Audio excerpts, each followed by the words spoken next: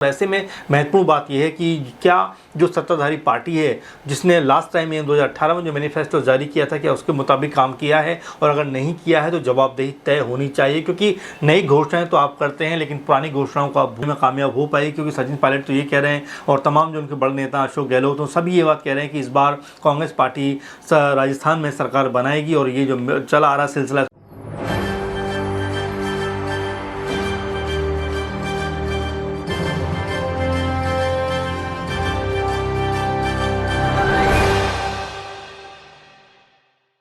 राजस्थान के रण में 200 विधानसभा सीटों में से 199 विधानसभा सीटों पर मतदान पूरा हुआ।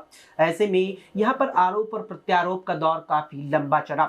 199 विधानसभा सीटों पर शाम 6 बजे तक करीब 72% मतदान हुआ। अब इसका फैसला 4 दिसंबर को आना है कि आखिर राजस्थान के रण में यहाँ पर फतेह कौन करने वाला है। राजस्थान के रण में यहाँ पर जो झंडा है वो किसका प्रचंड होने वाला है, बीजेपी का या कांग्रेस का।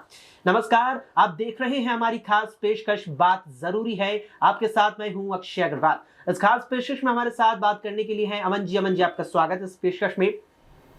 राजस्थान की 199 विधानसभा पर मतदान हुआ। सबसे पहले आपको यहां पर बता दें कि 200 विधानसभा सीटों वाले राजस्थान की एक सीट ऐसी रही जिस पर यहां मतदान नहीं हुआ, जो थी यहां पर श्रीकरणपुर की विधानसभा सीट। दरअसल यहां से 75 वर्षीय पूर्व विधायक और इस वक्त भी श्रीकरणपुर विधानसभा से कांग्रेस के प्रत्याशी की 15 नवंबर को यहां पर खराब स्वास्थ्य के चलते उनकी जो स्थिति थी वो काफी खराब चल रही थी और फिर उनका निधन हो गया। इसके बाद इस श्रीकरणपुर विधानसभा पर जो है चुनाव को टाल दिया गया। बता दें आपको यहां पर कि एक कानून के तहत ऐसा होता है कि अगर यहां पर चुनाव से पहले या मतदान से पहले अगर किसी प्रत्याशी की मृत्यु हो जाती है तो चुनाव टाल दिया जाता है और फिर मुख्य चुनावी परिणामों के बाद उस सीट पर उपचुनाव होता है। बहरहाल अब जो 199 विधानसभा सीटें थी उस पर मतदान पूरा हुआ। करीब 72% मतदान हुआ, जिसमें यहां पर अशोक गहलोत की विधानसभा सीट भी थी, यहां पर झोटवाड़ा विधानसभा सीट भी थी जहां से राज्यवर्धन सिंह राठौड़ को उम्मीदवार बनाया गया, तो झालर पाटन की वसुंधरा राजे की विधानसभा सीट भी थी। अब यहां पर अगले 8 दिन का वक्त है और 8 दिन लगातार ये सवाल सब लोगों के जहन में चलता रहेगा कि आखिर राजस्थान के रण को फतेह किसने किया है या राजस्थान का रण फतेह कौन करने वाला है। इन्हीं तमाम सवालों के जवाब हम इस चर्चा में, हम इस बातचीत में लेंगे हमारे सहयोगी अमन जी से। अमन जी, यहां पर मेरा पहला सवाल आपसे ये रहेगा कि राजस्थान में जो कांग्रेस सरकार की योजनाएं रही और हाल फिलहाल में जो घोषणाएं पार्टी ने की चुनावों के दौरान, माना जा रहा है कि ये योजनाएं और ये घोषणाएं यहां पर कांग्रेस को सत्ता विरोधी लहर से कहीं ना कहीं बचा सकती है, तो क्या इसकी संभावनाएं लगती हैं?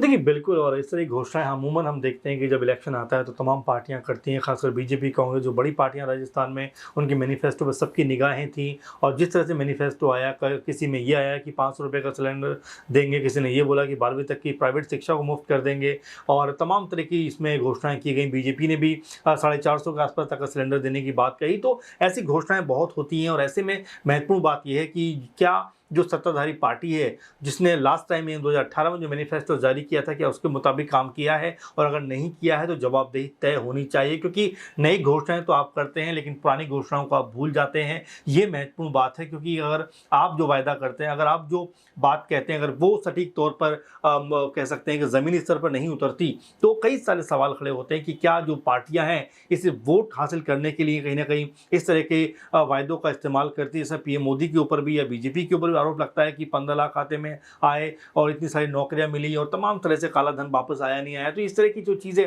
आप चुनावी वायदों के तहत करते हो तो उसके बाद आपको ये भी तय करना पड़ता है कि उन वायदों को भी आपको पूरा करना है। लेकिन फिलहाल कई मौक़ों पर ऐसा देखने को मिलता है कि सरकारें चूक जाती हैं। वहीं कांग्रेस पार्टी तमाम सारे दावे तो कर रही है, तमाम सारी बातें तो कर रही है कि ज़मीनी स्तर पर उसने तमाम सारी योजनाएं लोगों के बेहतर विकास के लिए शुरू की, तमाम तरह की योजनाएं उसने लोगों को बेहतर जीवन बिताने के लिए शुरू की। लेकिन अभी भी ऐसे बहुत सारे मसले हैं जिसके ऊपर लगातार कांग्रेस पार्टी घिरती चली जा रही है। खुद जो डिप्टी सीएम रहे हैं और खुद जो कांग्रेस पार्टी के वहाँ बड़े चेहरा हैं सचिन पायलट, उन्होंने भी कई मौक़ों पर अशोक गहलोत का जो सीएम हैं, कांग्रेस पार्टी के ही नेता हैं, उनका विरोध किया।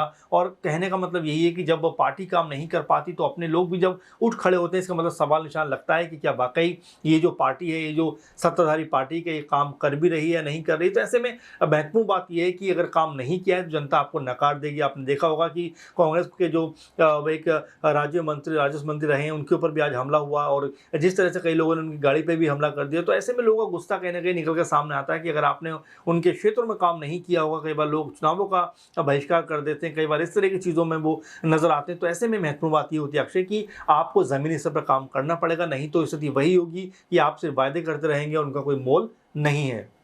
जी हाँ, बिल्कुल यहाँ पर जो नेता हैं वो वायदे करते रहेंगे लेकिन उनका मोल नहीं होगा, क्योंकि वायदे यहाँ पर नेता चुनावों के दौरान कर जाते हैं, लेकिन जब उन वायदों को अमल में लाने की बारी आती है तो वे नेता यहाँ पर दिखाई देने भी बंद हो जाते हैं। और यहाँ पर इस बात का जिक्र इसलिए हो रहा है क्योंकि यहाँ पर आज मतदान राजस्थान में हुआ और मतदान के दौरान कई ऐसे दृश्य निकल कर सामने आए, जिसमें से एक दृश्य वाकई में हैरान कर देने वाला था, जहां पर राजस्थान सरकार में मंत्री रहे एक शख्स के ऊपर यहाँ पर लोगों ने हमला किया। और हमले की बड़ी वजह यहाँ पर यह भी मानी गई कि सत्ता में रहते हुए उन्होंने अपने क्षेत्र में कोई खासा काम नहीं कराया, जिससे लोगों में काफी उनके प्रति आक्रोश देखने को मिला और कहीं ना कहीं नाराजगी लोगों की थी, जिस प्रकार से उन्होंने यहाँ पर व्यक्त की। ऐसे में अगला सवाल अमन जी मेरा आपसे ये रहने वाला है कि मान ली जाता है कि अगर यहाँ पर इस जो सत्ता विरोधी लहर है कांग्रेस अगर इससे लड़ पाती है और सत्ता में अगर वापसी कर लेती है और बीजेपी को अगर राजस्थान में झटका लग जाता है, तो क्या 2024 में बीजेपी को ये जो 39 लोकसभा सीटें राजस्थान में आती है इन पर भी झटका लग सकता है?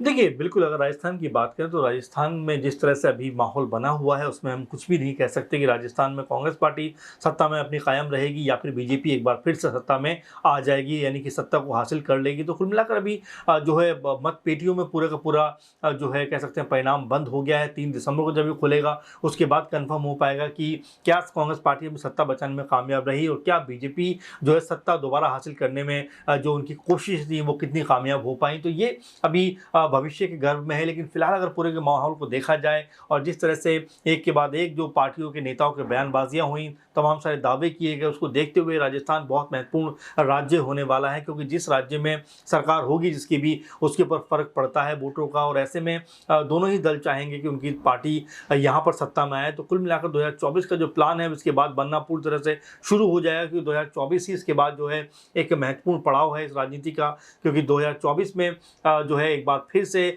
लोकसभा चुनाव है, आम चुनाव है और उसमें सत्ता के लिए छटपटा रही कांग्रेस पार्टी एक बार फिर से कहीं ना कहीं आगे बढ़ने का प्रयास करेगी। वहीं बीजेपी जो लगातार 2 बार से सत्ता में है वो अपने आप को कायम रखने की कोशिश करती हुई नजर आएगी। तो इसके बाद जो पूरे का पूरा काउंटडाउन है वो शुरू हो जाएगा। इसके बाद एक बार फिर से उल्टी गिनती जो है इस आम चुनाव की शुरू हो जाएगी। ऐसे में दिलचस्प बात यही रहेगी कि राजस्थान में कौन सी पार्टी अपना बहुमत हासिल करती है और किस पार्टी को मायूसी हाथ लगती है, और साथ में 2024 के जो चुनाव है उसके लिए किस तरह की तैयारियां फिर ये पार्टियां करती हुई नजर आती हैं।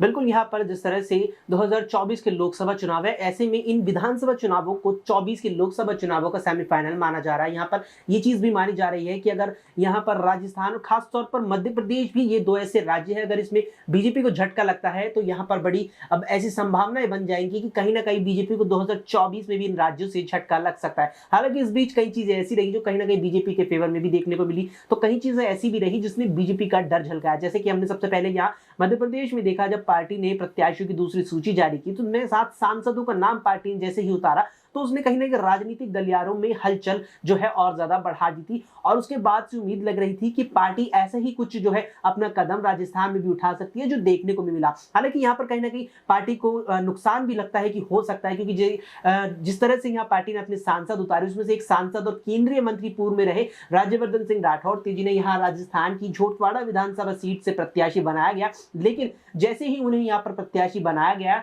तो मौजूदा विधायक जो बीजेपी से ही है और वसुंधरा राजे के करीबी माने जाते हैं राजपाल सिंह शेखावत, उनके समर्थकों ने लगातार यहाँ जो है राज्यवर्धन सिंह राठौड़ का विरोध किया और कहीं ना कहीं बीजेपी आलाकमान को सोचने पर मजबूर कर दिया कि जो टिकट यहाँ पर काटे हैं अपने ही नेताओं के, जो टिकटों में बदलाव यहाँ किया गया है पार्टी ने, कहीं वो उनको उल्टा नुकसान ना पहुंचा दे। ऐसे में अगला सवाल अमन जी मेरा आपसे ये रहने वाला है कि राजस्थान में पिछले 25 सालों से वसुंधरा राजे और अशोक गहलोत ही मुख्यमंत्री बनते आए हैं, जिसमें 3 मरतबा यहाँ गहलोत को हमने मुख्यमंत्री बनते देखा तो 2 दफे यहाँ में वसुंधरा राजे मुख्यमंत्री बनती दिखी। तो क्या अब इस दफे यहाँ पर कोई नया मुख्यमंत्री राजस्थान में देखने को मिल सकता है, या राजे तीसरी दफे मुख्यमंत्री बनेगी या अशोक गहलोत चौथी दफे मुख्यमंत्री बन सकते हैं? देखिए, बिल्कुल अक्षय, और राजस्थान के रण की बात हम लोग कर रहे हैं क्योंकि यहाँ पर ये रवायत देखने को मिल रही है पिछले 20-25-30 साल से कि लगातार यहाँ पे एक साल कांग्रेस होती है तो एक साल बीजेपी होती है। कांग्रेस बीजेपी ये जो खेल है ये लगातार चल रहा है, और ऐसे में महत्वपूर्ण बात इस चुनाव में ये हो जाती है कि क्या कांग्रेस इस जो रवायत चल रही है, जो लगातार चल रहा है सिलसिला, इसको तोड़ने में कामयाब हो पाएगी। क्योंकि सचिन पायलट तो ये कह रहे हैं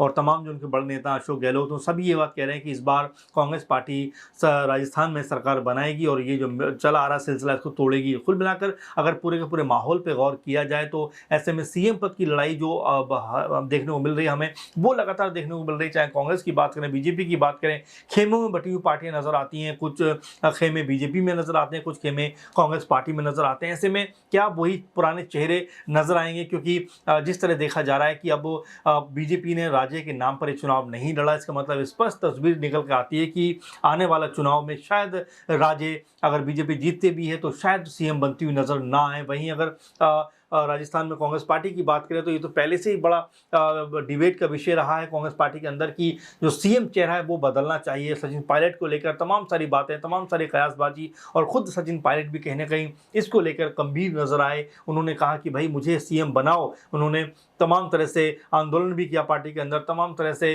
पार्टी से बाहर जाने का भी काम किया एक समय, लेकिन उनके साथ में जो मनोबल करके वापस उनको पार्टी में शामिल किया गया। तो ऐसे कई सारे मामले हैं जिसको लेकर कांग्रेस पार्टी में माथापच्ची का जो दौर था वो 2018 से अभी तक चलते आ रहा है। लेकिन क्या इस बार जो सीएम पद की जो गद्दी है, कुर्सी है, जो सिंहासन है, क्या वो सचिन पायलट को मिल पाएगा? बड़ा सवाल इस पर यही है। और सबसे बड़ी बात की क्या अशोक गहलोत, अगर कांग्रेस पार्टी दोबारा चुनाव जीतती है तो क्या अशोक गहलोत अपनी कुर्सी जो है सचिन पायलट को देना पसंद करेंगे? क्योंकि वो तो ये कहते हैं कि मैं तो छोड़ना चाहता हूँ मगर एक कुर्सी मुझे नहीं छोड़ती।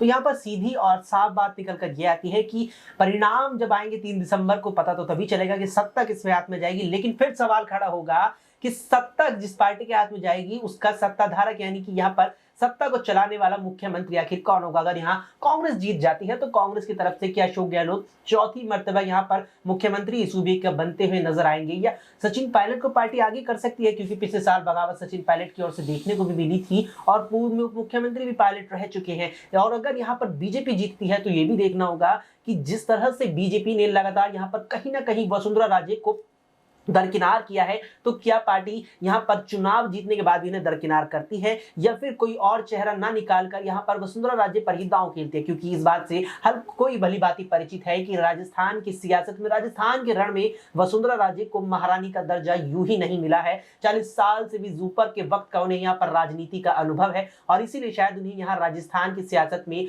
महारानी जो है कहा जाता है। और ये जो पूरी चर्चा है राजस्थान के रण की, ये इसीलिए हो रही है क्योंकि यहाँ पर जो तमाम मुद्दे हैं, यहाँ पर जनता की, जनता से जुड़े जो यहाँ पर तमाम मुद्दे हैं, जनता की जो तमाम जरूरतें हैं, वे यहाँ पर नेता जो है चुनावों में उठाते हैं, विपक्ष के नेता उठाते हैं। और जो मुद्दे होते हैं उनके कहीं ना कहीं सत्ताधारी पार्टियां भी उठाती हैं, ये दिखाने की कोशिश करती है कि कुछ काम हुआ है और कुछ काम और करने के लिए हमें 5 साल का और मौका दे। बहरहाल अब देखना है कि 3 दिसंबर को चुनावी नतीजों में राजस्थान का रण कौन फतह करता है, बीजेपी का यहाँ परचम लहराता है या कांग्रेस जो है, जो 35 सालों से सत्ता बदलने का रिवाज है, या कांग्रेस उस रिवाज को ही बदलने जा रही है। और ये पूरी चर्चा इस दफे क्यों हो रही है और ये बात क्यों हो रही है? क्योंकि बात जरूरी है।